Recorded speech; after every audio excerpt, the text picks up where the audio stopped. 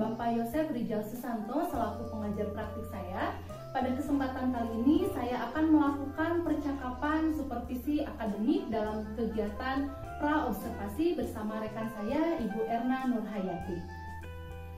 Baik Bu Erna, selamat pagi. Pagi. Ya, bagaimana kabar Bu Erna hari ini? Alhamdulillah baik. Alhamdulillah ya, saya juga sedang baik nih Bu. Ibu lagi sibuk nggak? Sekarang sedang istirahat Bu. Oh iya, jadi boleh saya meminta waktunya sebentar dengan Ibu? Boleh sekali. Ya, di sini saya akan berbincang-bincang ya dengan Ibu dalam kegiatan praobservasi ya. Jadi kegiatan praobservasi ini merupakan kegiatan awal dari pelaksanaan supervisi akademik ya Bu.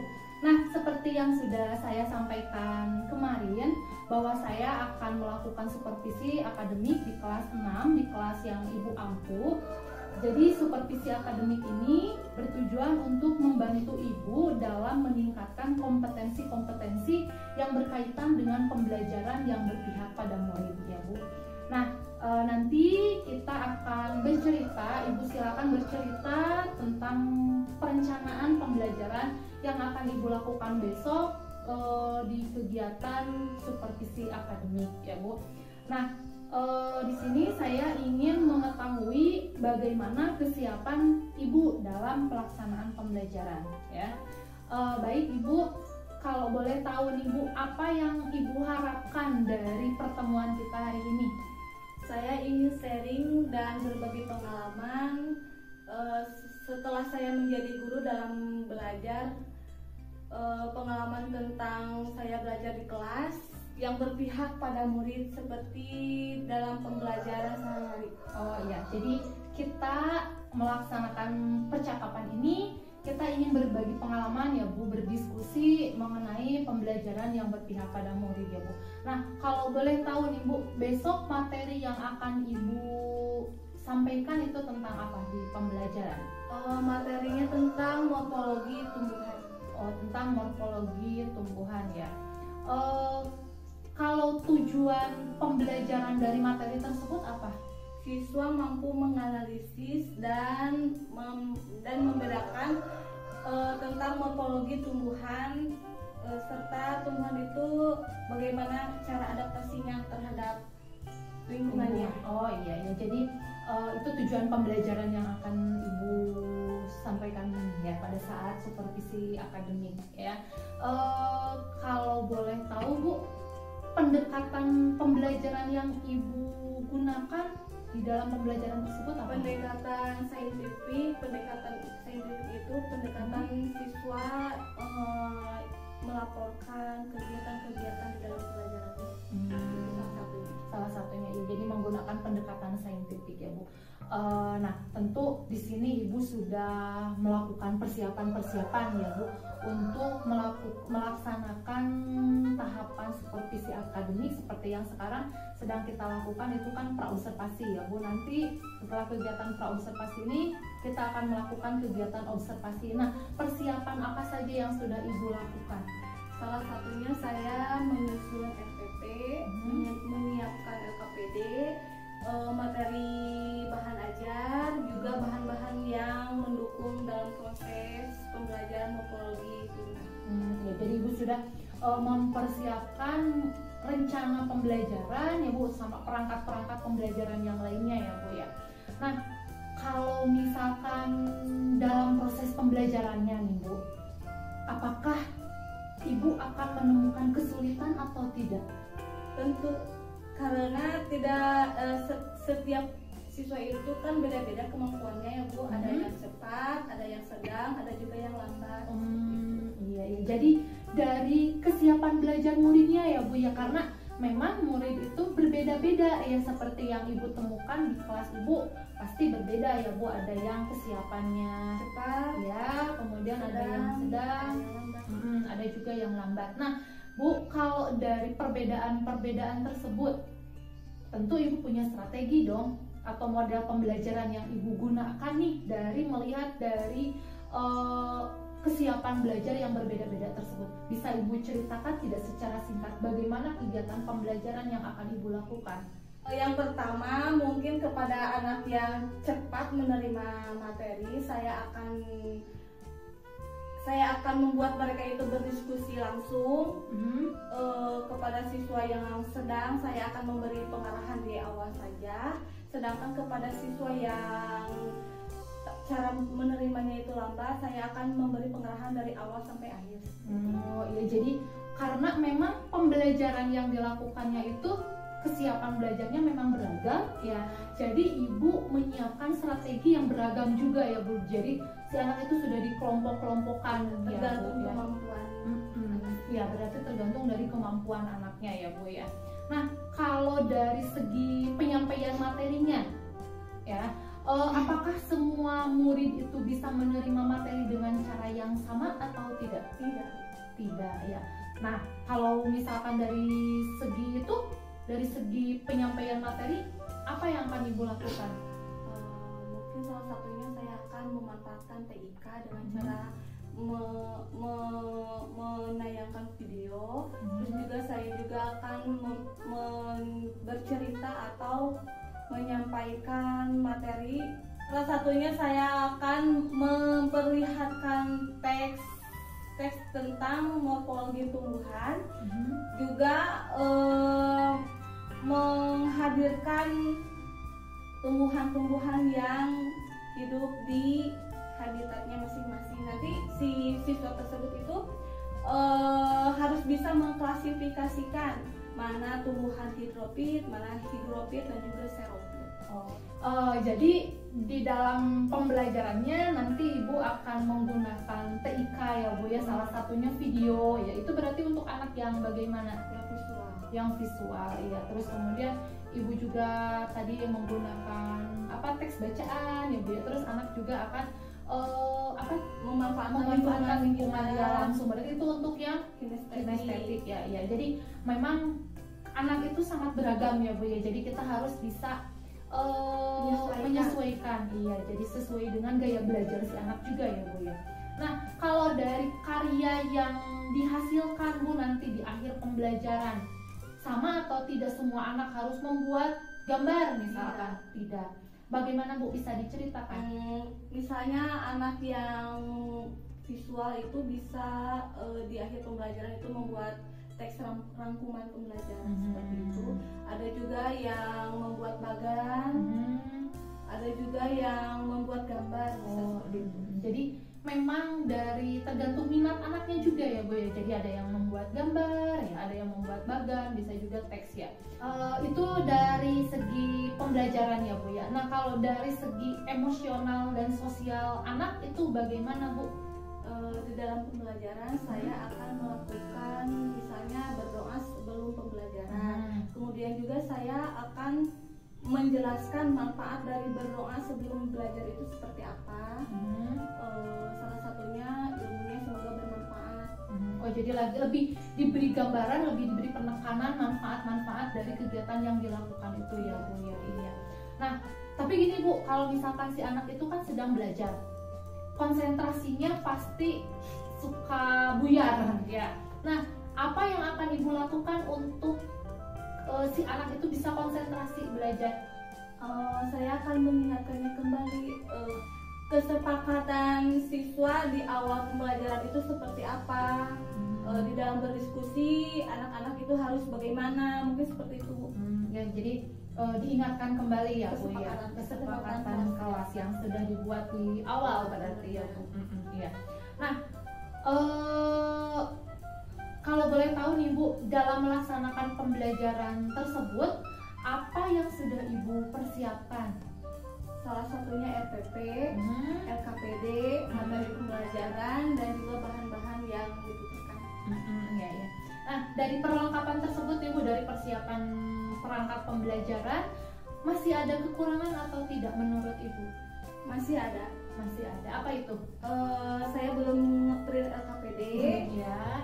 Terus juga bahan-bahan tumbuh-tumbuhan yang diperlukan untuk besok pembelajaran. Jadi masih ada kekurangan ya. Kira-kira kapan nih ibu bisa melengkapi kekurangan tersebut?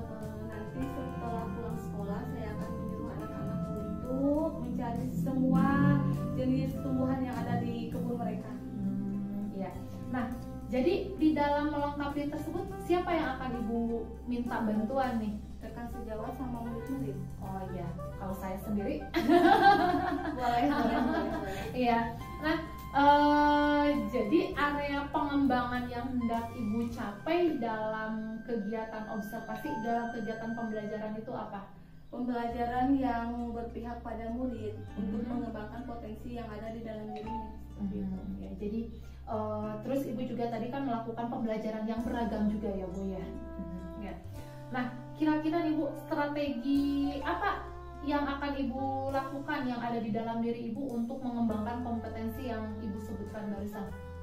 Mengembangkan pembelajaran TIK dan juga memanfaatkan pembelajaran yang berbasis pada lingkungan. Oh iya, jadi memang pembelajarannya itu memanfaatkan lingkungan sebagai sumber belajar anak ya Bu ya. Nah Bu, kapan nih kita bisa melakukan observasinya? Saya akan berkunjung ke kelas Ibu untuk Secepatnya Bu, Secepatnya. besok juga boleh. Besok ya. Besok insya Allah saya akan mengunjungi kelas Ibu. Saya akan melihat bagaimana kegiatan pembelajaran yang akan Ibu lakukan dari perencanaan yang sudah Ibu persiapkan sekarang ya. Baik Ibu, mungkin itu yang saya tanyakan ya sama Ibu. Kita berbincang-bincang seperti itu. Semoga kegiatan besok di kegiatan observasi bisa berjalan dengan lancar. Terima kasih Ibu atas waktunya. Assalamualaikum warahmatullahi wabarakatuh.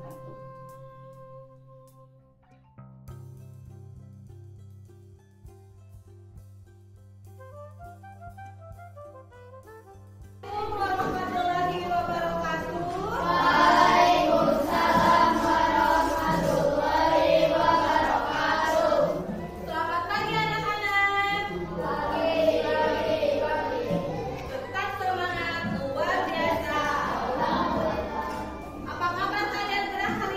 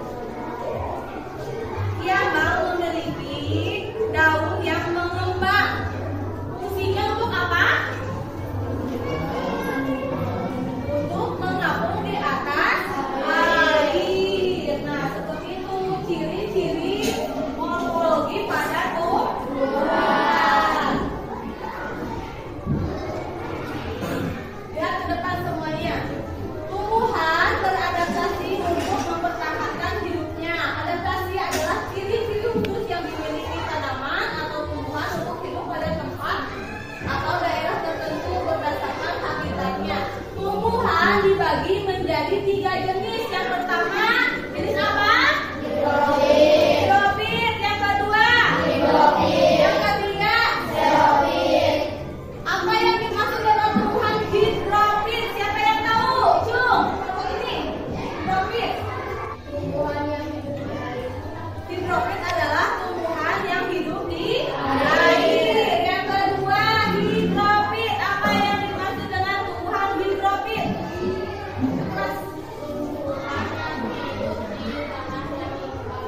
Hidrofit adalah tumbuhan yang hidup di tanah yang lembab. Terus yang ketiga, apa yang dimaksud dengan tumbuhan xerofit? Tumbuhan yang hidup di daerah yang kering. Tumbuhan yang hidup di daerah yang kering. Nah, ini ada gambar apa? Ada teratai. Tumbuhan teratai itu hidup di mana? Di air. Berarti masuknya ke hidrofit. Terus juga ini apa? Pakis. Pakis itu masuknya ke tumbuhan mana? Hidrofit. Hidrofit. Yang terakhir? Dan buaya. Lidah buaya. Lidah buaya masuknya ke tumbuhan mana? Xerofit. Xerofit. Apa itu xerofit tadi? Tumbuhan yang hidup di daerah yang kering. Tumbuhan yang hidup di daerah yang kering. Nah, kalian sudah paham kan mengenai ciri-ciri khusus pada tumbuhan atau adaptasi morfologi pada tumbuhan? Sekarang tugas kalian membuat tabel analisis mengenai adaptasi morfologi pada tumbuhan.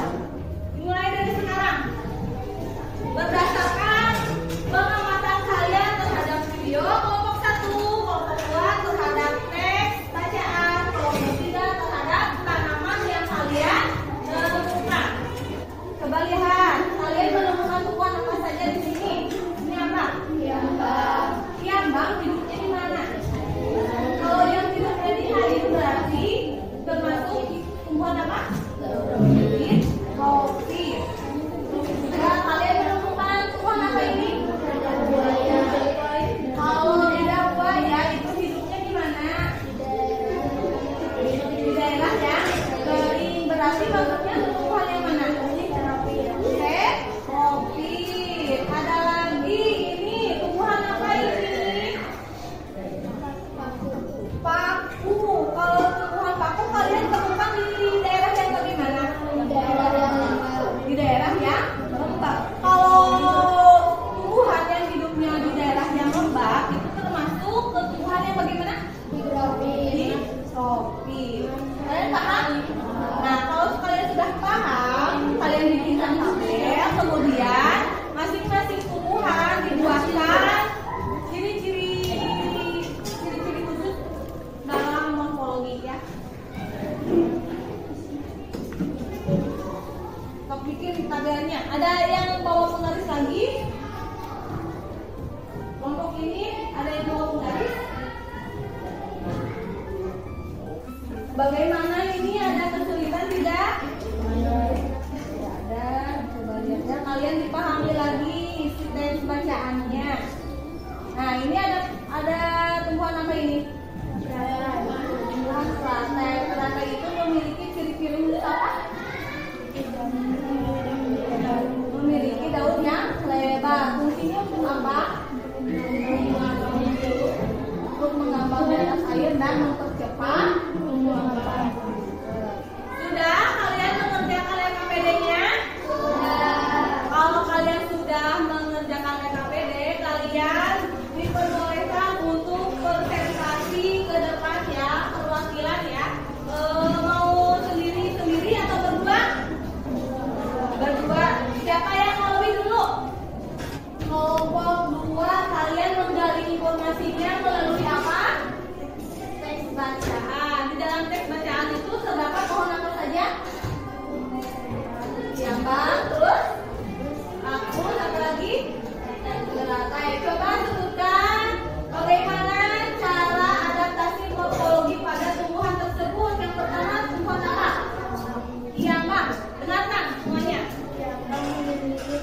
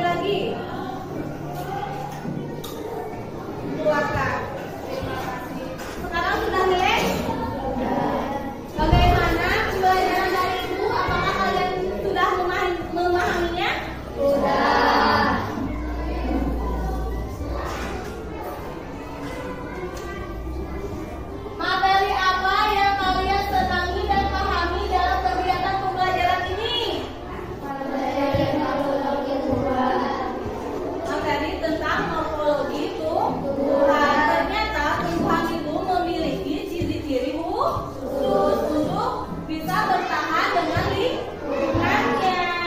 Nah, setelah mengikuti pembelajaran, silakan kalian membuat hasil karya berdasarkan minat dan bakat kalian. Boleh ya kalian itu mengapresiasikannya melalui bentuk rangkuman atau juga membuat bagan dan juga menggambar.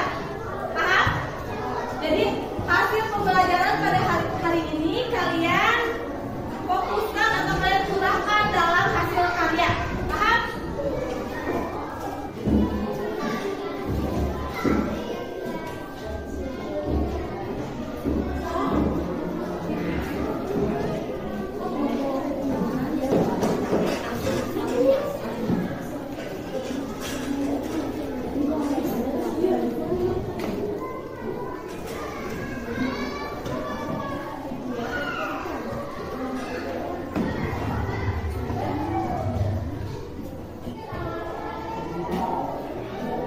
Ya, ya.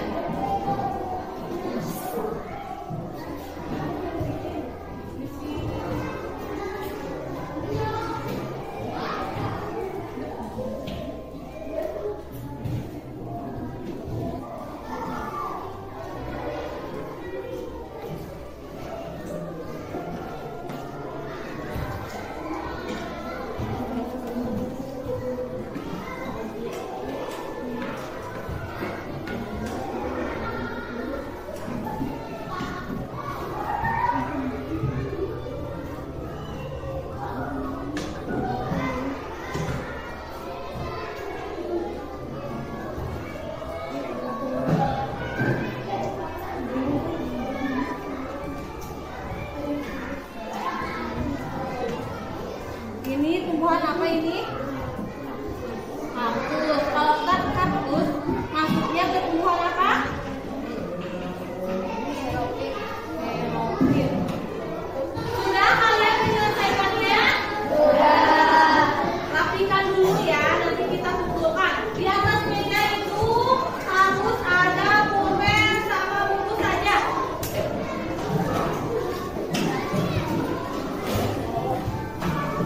Perhatikan ke depan. Pada pembelajaran kali ini kita telah mempelajari tentang apa?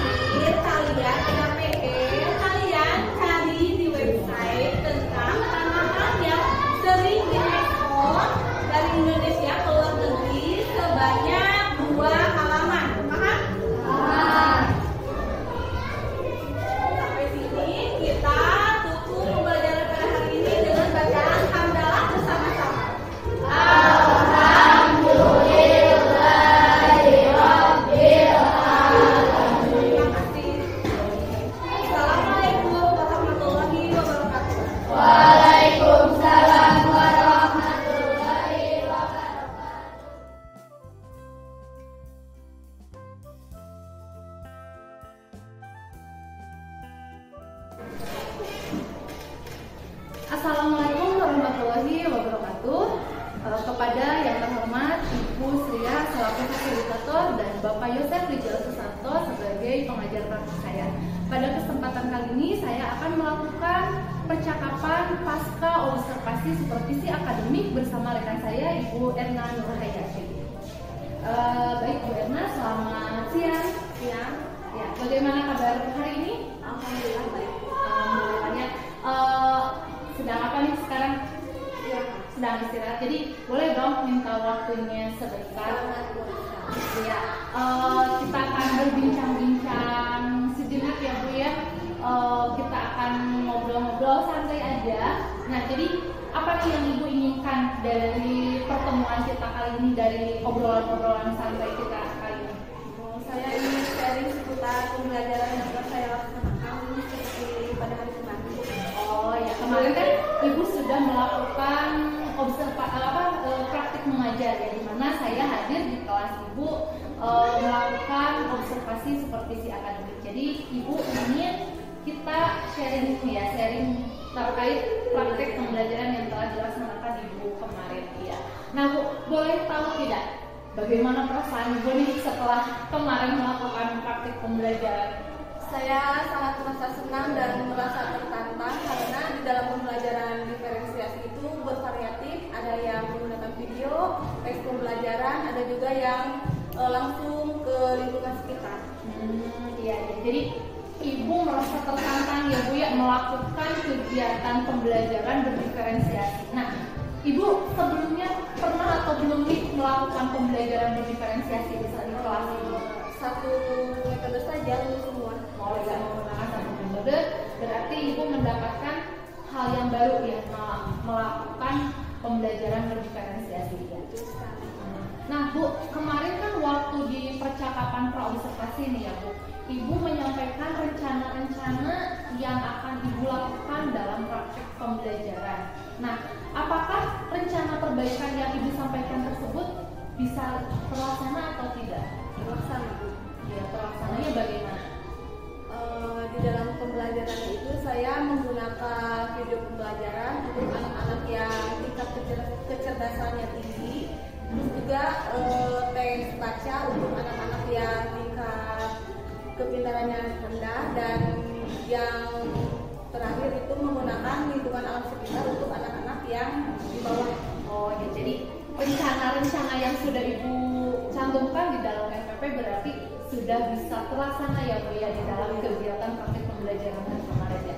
Nah, kalau untuk tujuan pembelajarannya sendiri bagaimana Bu? Tercapai atau tidak? Tercapai, terbukti dengan anak-anak itu mampu menganalisis adaptasi morfologi pada tumbuhan. Ya, jadi tujuannya itu adalah siswa mampu menganalisis morfologi adaptasi tumbuhan. Jadi dari ukuran keberhasilan tujuan pembelajaran tersebut tercapai itu apa? Anak-anak mampu membedakan ciri-ciri adaptasi morfologi pada tumbuhan. Misalnya pada tumbuhan kaktus, ciri-ciri tubuhnya itu seperti apa, hidupnya di mana, seperti itu. Oh ya, jadi itu sudah sesuai dengan tujuan pembelajaran apa yang Ibu cantumkan di dalam RPP ya Bu ya. Iya. Nah, kan barusan berarti Ibu itu sudah berhasil ya, si target di dalam tujuan pembelajaran itu sudah bisa terlaksana. Apa sih daya dukungnya Ibu dari hal-hal tersebut? Daya dukungnya itu apa sehingga bisa berhasil? Di dalam pembelajaran yang saya lakukan itu bisa berhasil karena didukung oleh media pembelajaran seperti laptop, video pembelajaran, terus juga lingkungan alam sekitar. Saya membawa anak-anak itu ke alam sekitar langsung untuk menemukan tumbuhan-tumbuhan yang ada di lingkungan sekitar sekolah. Jadi itu daya dukungnya ya Bu ya. Jadi adanya teknologi yang digunakan ya, terus si anak juga kan yang visual itu bisa menggunakan video ya Bu ya. Jadi Ibu memang menghadirkan hal-hal pendukung-pendukung yang bisa terlaksana ya tujuan pembelajaran tersebut. Iya. Nah, kalau boleh tahu nih Bu, kemarin itu kan Ibu melakukan praktek pembelajaran ya. Ada pasti ada nih kelebihan dari praktek pembelajaran yang telah ibu lakukan. Kalau boleh berbagi pengalaman gitu, apa yang kelebihan bagi diri ibu sendiri atau misalkan bagi siswanya sendiri boleh. Di dalam pembelajaran saya memaksimalkan TK. Saya menggunakan smartboard untuk pembelajarannya, kemudian juga laptop, video pembelajaran, terus kebun yang ada di sekolah juga saya manfaatkan. Berarti itu kelebihannya ya Bu. Kalau dari di awal kan ibu menyebutkan strategi, kemudian langkah-langkah pembelajarannya yang akan dilakukan seperti apa, ya. Nah itu kelebihannya apa dari langkah-langkah yang sudah ibu lakukan kemarin? Apakah sudah sesuai? Sudah sesuai. Anak bisa belajar langsung gitu Bu, berinteraksi dengan alam seperti itu, jadi lebih paham. Ya, jadi ibu rasa itu kelebihan ibu ya. Jadi langkah-langkah yang sudah ibu susun pun itu sudah sesuai ya Bu ya. Ya, nah itu berarti hal yang bisa ibu pertahankan ya kalau misalkan di dalam praktek pembelajaran. Jadi kita harus melaksanakan langkah-langkahnya sesuai dengan apa yang sudah tertuang kita rencanakan sebelumnya di RPP ya. Tapi kalau bagi ibu pribadi nih, dari kekurangan ada tidak dari praktek pembelajaran yang sudah ibu lakukan kemarin, ada tidak kekurangan? Ada. Ada apa? Sebagian siswa ada yang sulit dikondisikan Bu. Sulit dikondisikan ya. Bisa diceritakan sulit mengkondisikannya itu seperti apa? Misalnya saya menyuruh anak-anak untuk pergi ke kebun sekolah, ada yang kemana gitu, jadi tidak terkondisikan di sebelah situ.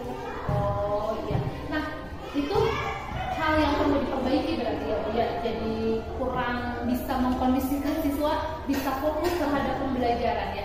Kira-kira ada tidak Bu strategi untuk memperbaiki kekurangan tersebut?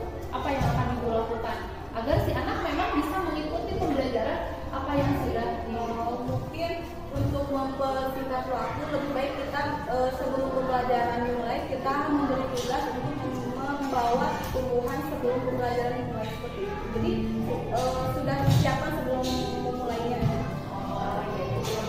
Persiapan di awal ya Bu ya. Ya. Nah kalau misalkan dari pembelajaran berdiferensiasinya bagaimana nih Bu? Sudah bisa, oh iya, sudah mengerti pembelajaran berdiferensiasi itu seperti apa? Insya Allah, yang disebutkan tadi kan, yang bervariasi, ada yang melalui video, ada yang melalui teks bacaan, ada juga yang melalui alam sekitar langsung.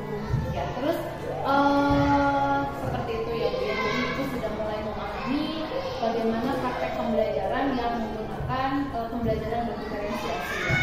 Nah kalau misalkan ibu di kelas ya seperti tadi ada anak yang kurang konsentrasi mengikuti pembelajaran. Nah bagaimana cara ibu untuk mengumpulkan kembali konsentrasi jadi si anak itu supaya bisa ikut lagi pembelajaran? Harus mengingatkan kembali kepada kesepakatan kelas sebelumnya, bahwa di dalam berdiskusi itu kesepakatannya itu harus dilaksanakan seperti di awal pembelajaran. Oh ya, jadi ibu mengingatkan kembali kepada keyakinan kelas yang sudah disepakati di awal ya. Nah, jadi cara untuk memperbaikinya bagaimana nih? Dengan cara mengikuti pelatihan KKG, BIMTEK, terus juga sharing dengan teman sejawat.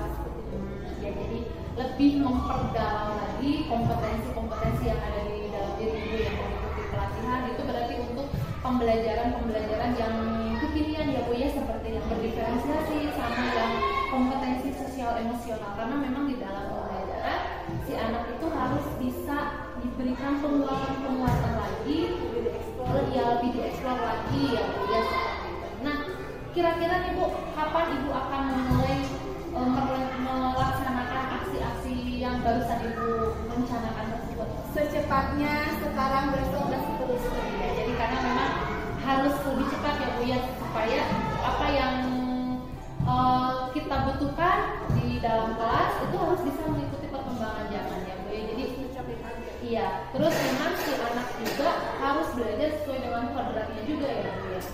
Nah, di sini Bu, di dalam Ibu kan akan memulai secepatnya ya. Kira-kira Ibu siapa yang akan Ibu minta tolong untuk kerjasama ya? Yang pastinya teman sejawat yang ada di sekolah ini. Jadi Ibu akan berkolaborasi dengan teman sejawat yang lainnya. Nah, Ibu kan sudah melakukan praktek pembelajaran kemarin ya. Bagi Ibu itu pembelajaran berdiferensiasi hal yang baru atau sudah Ibu kenal sebelumnya? Hal yang baru Bu. Hal yang baru. Jadi saya itu bisa menambah ilmu pengetahuan, mengupgrade diri juga. Setelah saya mendapatkan ilmu baru, saya akan mengaplikasikannya pada kehidupan sehari-hari di dalam mengajar. Jadi rencana tindak lanjut dari praktik pembelajaran yang telah dilakukan kemarin itu apa? Menerapkan kembali pada pembelajaran berikutnya. Jadi bukan hanya kemarin waktu saya melaksanakan observasi saja ya Bu ya, jadi Bu Dilaksanakan seterusnya. iya akan melaksanakan terus meskipun tidak ada yang seperti si Ibu ya, seperti itu ya. Nah, ada lagi nggak Bu nih yang ingin kita bicarakan? Mungkin itu yang bisa saya sharing. Oh iya, terima kasih banyak Ibu sudah mau berbagi pengalaman terhadap praktik pembelajaran yang telah Ibu lakukan kemarin ya. Mohon maaf saya hadir di sana melihat bagaimana kegiatan pembelajaran yang Ibu lakukan bersama anak-anak ya. Tetap semangat Ibu untuk selalu mengupgrade kompetensi-kompetensi kita, dan kita harus membuat